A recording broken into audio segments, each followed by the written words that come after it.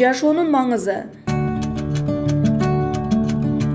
Мен ишкерликте ийгиликтен туу чокусуна жеттим. Башкаларга менин жашоом тим эле жыргалдай көрүнөт. Бирок мен үчүн жумушумдан башка жагымдуу нерсе жок эсе. Байлыкты мен башкача түшүнөм. Азыр төшөктө ооруп жатканымда бүт өмүрүмдү көз алдымдан өткөрдүм. Менин атагым жана байлыгым босогомдо турган өлүмдүн алдында эч кандай мааниге, күчкө ээ эмес экендигин түшүндүм. Сиз өзүңүздүн ордуңузга машина айдай турган адамды жалдап ала аласыз. Сиз үчүн акча иштеп таба турган адамды жалдай аласыз. Бирок сиз байлыгыңызды берип болсо да, ушул оору менен сиз үчүн ооруп бере турган адамды жалдай албайсыз. Каалаган буюмду сатып алса болот, бирок өмүрдү сатып алганга болбойт. Жашоодо жыргап жашоо өтүүгө умтулуңуз. Жаш өткөн сайын акылман боло баштайт экенбиз.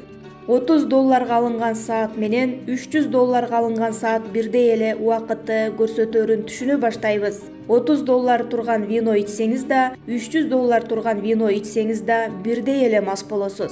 Эгерде учак куласа, сиз учактын 1-класстагы бөлүгүндө отурсаңыз деле баары менен кошо кулайсыз. Чер жаза сүйлөшүп отура турган адамыңыз болсо, анда сиз чындап бактылуумун десеңиз болот. Жашоодогу мен билген 5 талашсыз нерсе. Балдарыңызды бай болгонго эмес, бактылуу болгонго умтулууга тарбиялаңыз. Ошондо балдарыңыз чоңойгондо бир нерсенин баасын гана эмес, баалуулугун биле алышат. Тамакты дары жегендей жеңиз, антпесеңиз дарыны тамак жегендей жеп каласыз. Жакын адамыңыздын сизди таштап кетип калууга 100 себеби болсо да, анын сиз менен калып калуусунун бир себеби болуусу керек. Бул дүйнөдө адам болуп жашап өтүү менен адамдай болуп жашап өтүүнүн айырмасы чоң.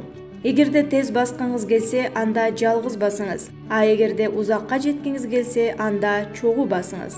Дүйнөдөгү мыкты 6 дарыгер: күндүн нуру, туура эс алуу, кыймылдуу жашоо, мүнөздөп туура тамактануу, өзүңүзгө болгон ишеним, чыныгы досторуңуз.